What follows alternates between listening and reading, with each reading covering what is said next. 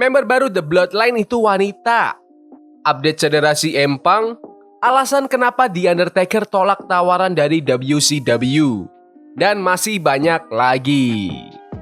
Selamat datang di Extra News, di mana kita akan bahas berita-berita terkini tentang WWE. Sebelum kita lanjut, aku pengen kalian like dan share video ini ke teman-teman kalian yang suka WWE. Dan jangan lupa subscribe, soalnya channel ini upload video setiap hari. Member baru The Bloodline itu wanita. Tonga Twins baru-baru ini terlihat di WWE Performance Center. Kakak beradik kembar tersebut, yang dikenal di atas ring sebagai Chaos dan Kona, telah memicu spekulasi tentang kemungkinannya pindah ke WWE setelah status free agensi mereka baru-baru ini. Tonga Twins yang nama aslinya adalah Tahin dan Talafu Tonga memulai debut gulat profesional mereka pada tahun 2021.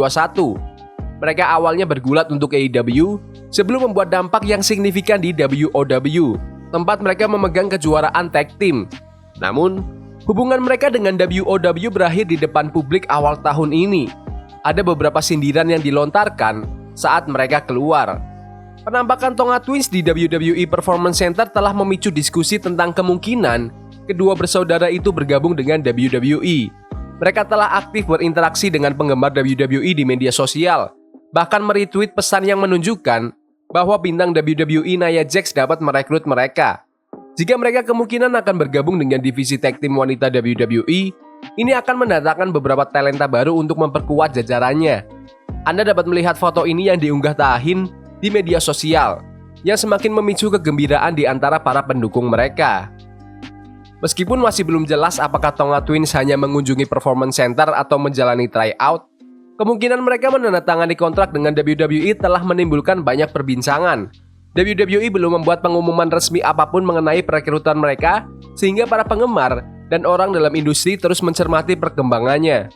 Mereka adalah tag team yang berbakat yang mungkin akan segera membuat gebrakan di divisi wanita WWE. Jika ada berita lebih lanjut, kami akan memastikan untuk memperbarui cerita ini dengan potensi debut Tonga Twins di WWE. Menurut kalian, apakah mereka harus membuat The Bloodline versi wanita? Komen di bawah. Update cedera CM Punk. CM Punk telah menjadi sosok yang nakal di acara WWE. Punk tidak dapat bertanding karena cedera tricep, tetapi terus-menerus menjadi duri dalam daging Drew McIntyre, yang membuat McIntyre kehilangan kejuaraan kelas berat dunia, bukan hanya sekali, tetapi di 2 kali kesempatan. Dengan SummerSlam yang sudah di depan mata, pertanyaannya tetap apakah CM Punk akan absen di yang kedua kalinya sejak cederanya di Royal Rumble. Menurut laporan terbaru, CM Punk dikonfirmasi sedang berlatih di WWE Performance Center oleh beberapa sumber, terus berlatih di atas ring dengan harapan akan mendapat izin dari tim medis WWE. Punk baru-baru ini mengatakan bahwa dia berharap akan mendapatkan izin dari dokternya di Chicago. Tetapi hingga pembaruan ini, belum ada berita lebih lanjut tentang kemajuan medikal Punk. Punk mengalami cederanya dalam pertandingan pertamanya di WWE yang disiarkan sejak kembali pada bulan November. Punk telah bergulat dalam beberapa pertandingan live event, tetapi tricepnya robek di saat-saat terakhir pertandingan Royal Rumble tahun ini. Menurut kalian, apakah Punk lawan McIntyre harus di SummerSlam atau nggak masalah jika diundur ke Bad Blood? Komen di bawah. Kerjasama TNA dengan WWE lebih baik daripada saat dengan AEW. TNA Wrestling tidak asing dengan kolaborasi. Dulu, saat dikenal sebagai Impact Wrestling, perusahaan ini sering bermitra dengan promotor independen. Bahkan Lucha Libre Titan AAA, promotor Jepang seperti New Japan dan Pro Wrestling Noah, Global Force Wrestling, dan bahkan sempat bermitra dengan AEW juga.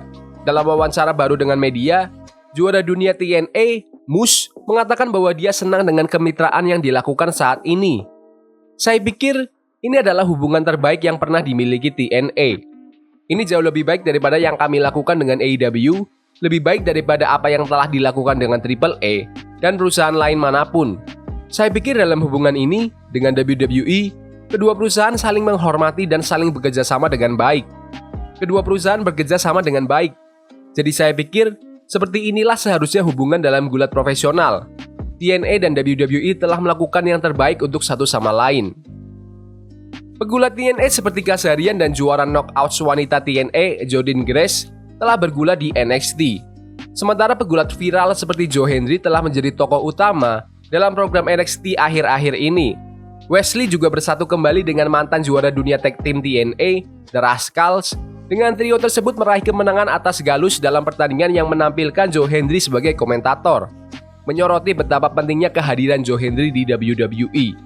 Menurut kalian, siapakah superstar WWE yang harus tampil di acara besar TNA Slammiversary yang akan datang? Komen di bawah. Alasan kenapa The Undertaker tolak tawaran dari WCW. The Undertaker mengungkapkan mengapa dia menolak untuk pindah ke WCW selama saingan mereka dengan WWE berlangsung. Legenda WWE ini adalah salah satu pegulat paling setia.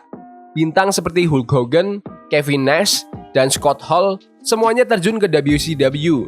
Namun, The Undertaker tetap setia ke WWE, saat itu WWF, selama periode ini. The Undertaker berbicara tentang tawaran kontrak untuk bergabung dengan WCW. Dia mengungkapkan bahwa Kevin Nash mengatakan dia bisa memberinya lebih banyak uang daripada yang Taker hasilkan di WWE jika dia pindah. Saat itulah, WCW sedang berada di puncak perang peringkat. Namun, Taker menolaknya. Dia tetap setia kepada Vince McMahon karena telah memberinya kesempatan. The Deadman merasa lebih dihargai ketika WCW bangkrut pada tahun 2001. WCW mengatakan kepada saya bahwa saya tidak akan pernah menghasilkan uang sebanyak yang mereka tawarkan ketika saya tolak. Itu selalu menjadi perkataan yang saya bawa di bahu saya. Bahkan ketika mereka menelpon, saya ingat Nash menelpon saya dan berkata, "Saya rasa saya bisa tawarkan Anda uang ini jika Anda ingin pindah." Saya berpikir, wow, uang itu jauh lebih banyak daripada yang saya hasilkan saat ini. Saya memikirkannya dan berpikir, tidak, itulah yang terjadi pada saya. WWE telah memberi saya kesempatan. Saya tidak bisa menerima tawaran itu. Saya akan menghasilkan lebih banyak uang, dan saya akan bekerja lebih sedikit. Saya mungkin akan berada dalam situasi di mana saya akan disambut kembali.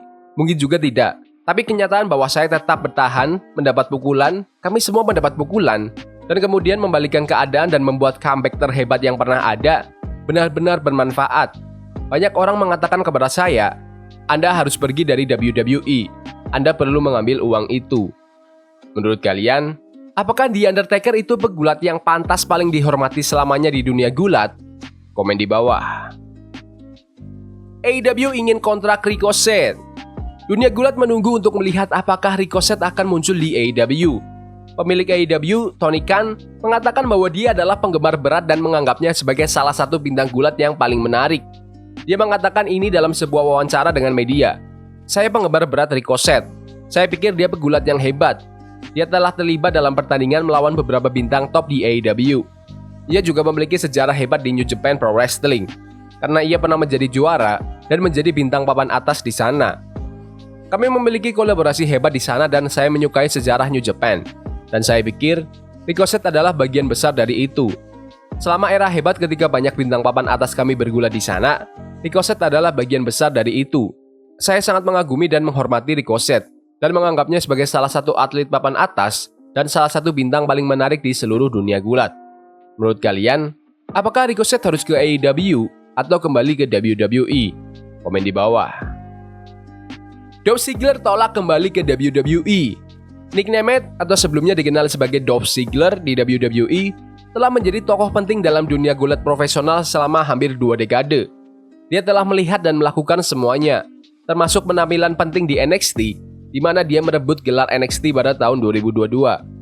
Sekarang aktif di kancah independen dan tampil untuk TNA Wrestling, Ziggler memiliki pemahaman yang tajam tentang lanskap gulat profesional saat ini, khususnya kemitraan menarik antara TNA dan WWE, terutama NXT.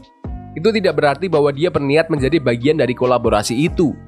Berbicara kepada media untuk promosi acara TNA Slammiversary, Dolph Ziggler membahas kemungkinannya tampil di NXT sebagai bagian dari kolaborasi.